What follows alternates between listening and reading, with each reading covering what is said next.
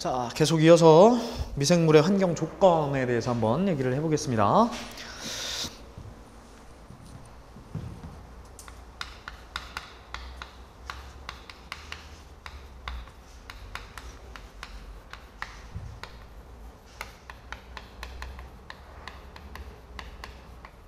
자, 환경에 따른 분류다라고도 볼 수 있을 겁니다. 환경에 따른 분류. 자, 일단은 증식 온도에 따라서 분류가 가능하겠죠.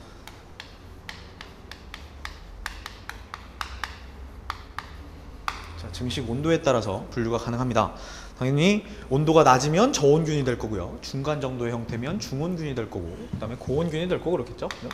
저온균, 중온균, 고온균 이렇게 나눠집니다. 자, 저온균, 중온균, 고온균 이렇게 나눠지죠. 자, 최적 온도는 저온균의 최적 온도는 10도씨 이내죠. 10도씨 이내다라고 볼 수 있습니다. 10도씨 이내.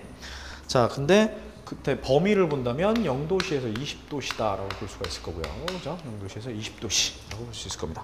자, 중온균은 25에서 37도씨라고 되어 있죠. 25에서 37도씨 이렇게 표현할 수가 있을 거고, 범위는 약 20도에서 40도 범위 정도의 범위를 갖고 있습니다. 자, 네, 고온균은 60에서 70도 사이 이렇게 볼 수가 있을 거고, 50에서 70도 사이가 범위가 되더라라고 볼 수 있겠죠. 50에서 70도 사이 이렇게 볼 수가 있겠죠. 자, 그래서 저온균은 다른 말로 표현해서 친냉성, 중온균은 친온성, 고온균은 친열성 이렇게 표현을 하죠.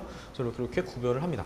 근데 보통 많이 사용되는 그 온도, 증식 온도에 따라서 많이 사용되는 미생물은 당연히 중온균입니다. 그죠? 중온균에 의해서 많이 사용이 되고, 고온균은 현기성 소화나 이런 경우에 고온균이 어느 정도 사용이 되죠. 자, 이렇게 볼 수가 있을 겁니다. 자, 그리고 참고적으로 설계인자를 보면 생물학적 처리에 사용되는 미생물의 설계인자를 보면 보통 최저 온도를 약 13도 정도를 봐요. 13도에서 37도 내외의 범위의 미생물을 이용한다라고 보시면 될 것 같습니다. 여기서 말하는 13도라고 하는 거는 겨울철의 수온을 의미합니다. 겨울철 수온. 그러니까 저 13도보다 굉장히 낮다라고 할 때는 13도보다 낮다. 13도보다 온도가 낮아지면 질소를 제거하는 능력이 현저하게 떨어집니다. 질소 제거하는 능력이. 그러니까 질산화와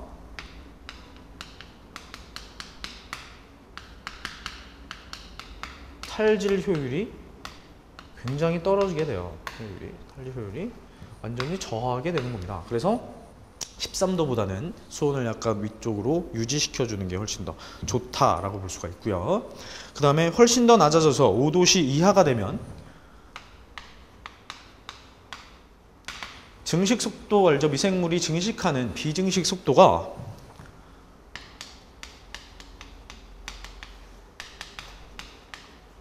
뮤라고 표현하죠.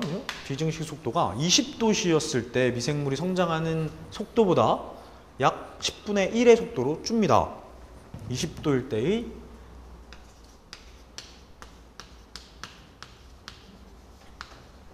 10분의 1로 감소해요. 10분의 1로 감소해서 미생물이 성장이 갑자기 확 줄어든다라고 볼 수가 있겠죠. 줄어든다라고 볼 수가 있습니다.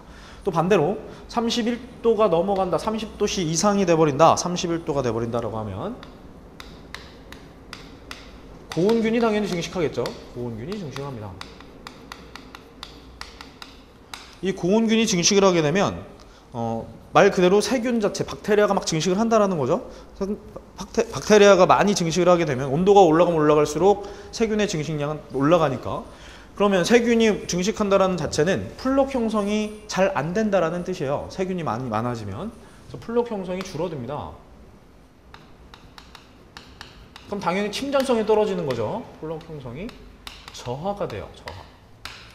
플록 형성이 저하가 돼서 그 침전성이 굉장히 떨어지게 되고, 또 온도가 계속 올라갈 경우에는 미생물이 어떻게 되겠습니까? 저온성이나 중온균 같은 것들이 있었다라고 했을 때는 죽어버리겠죠, 그죠? 미생물이 사멸한다라고 해요.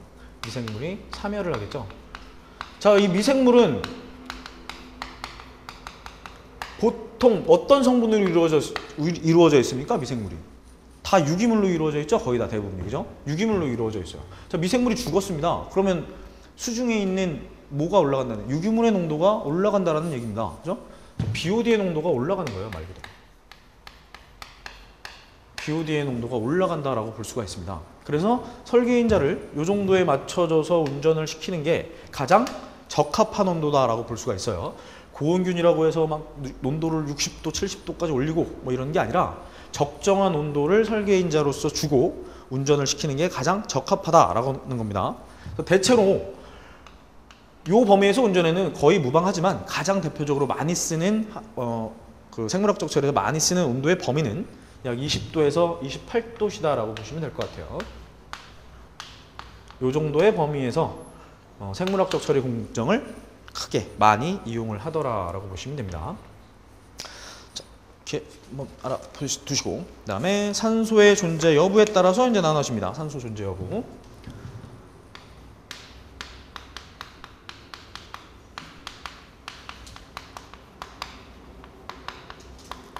산소 존재 여부에 따라서 우린 당연히 호기성균,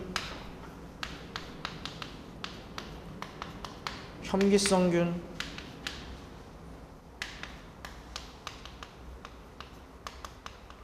그다음에 통성균 뭐 이렇게 되어 있죠, 그죠? 통성균 이런 식으로 얘기를 하고, 임의성균이라고도 얘기하고,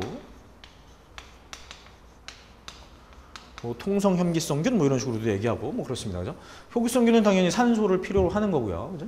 혐기성균은 산소가 필요로 하지 않는 거, 그죠? 그다음에 임의성균은 필요하든 필요하지 않든 뭐 그렇게 표현할 수가 있는 거죠. 산소의 존재에 상관이 없다라고 볼 수가 있습니다. 자, 근데 교재에 나와 있는 대로 혐기성균을 한번 보면 염상태의 산소를 이용한다라고 되어 있어요. 염상태의 산소. 자, 그럼 이렇게 산소의 존재 여부에 따라서 구별할 때, 그냥 균을 구별할 때는 그런 식으로 표현도 하기도 합니다. 근데 우리가 반응조에 따라서 구별을 한다라고 보면, 우리가 대표적인 공법이 A2O 공법이 다 혐기조, 무산소조 이런 게 다 있죠. A2O 공법이다라고 봤을 때 여기가 혐기조가 될 거고, 그죠? 무산소조가 될 거고, 호기조가 될 거예요, 그죠? 이렇게 되겠죠.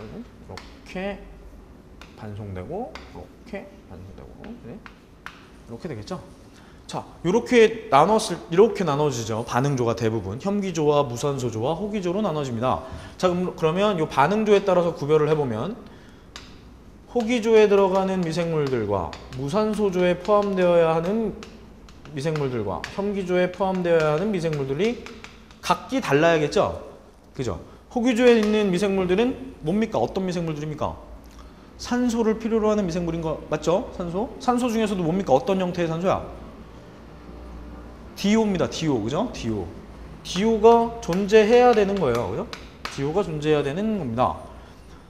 자, 우리가 DO는 뭡니까? 용존산소죠? 용존산소. DO가 용존산소예요.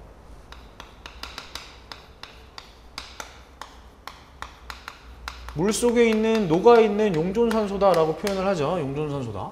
자, 그럼 어떤 형태로 녹아있는 산소가 DO겠습니까? O의 형태가 굉장히 많잖아. 산소의 형태가 굉장히 많잖아요. 어떤 형태겠어? 객관식 한번 해볼까요? 이런 이온의 형태일까요? 원자의 형태일까요? 분자의 형태일까요? 아니면 뭐 막 섞여 있는 것들 있죠? NO2 이런 거. 뭐 SO4 뭐 이런 것들. 자, 어떤 게 DO다라고 볼 수 있을까? 이거겠습니까? 물속에 있으니까 이온? 원자? 이건? 대답 들어. 네? 4번이요? 요거죠? 요겁니다. 그죠? DO는 요겁니다. 자, 물속에 포함되어 있는 DO는 O2의 형태입니다. 우리가 흔히 질소다라고 했을 때 이렇게 표현하지 않잖아요. 그죠? N2죠? 그죠? 원자의 형태로 존재하는 물질은 아무것도 없습니다. 맞죠? 요거는 산소가 아니라 산소 이온입니다. 그죠? 산소 이온. 요게 산소죠? 요게 용존산소예요. O2의 형태. 자, 그럼 요건 뭐겠습니까? 어떤 원소에 산소가 붙어 있어요. 그죠? 산소가 결합하고 있습니다. 그래서 결합산소라고 얘기합니다. 결합산소. 산소가 붙어 있다. 다른 원소에 산소가 붙어 있다라고 해서 결합산소다라고 얘기를 해요. 자, 그래서 다시 한번 가봅시다. 이쪽으로 와.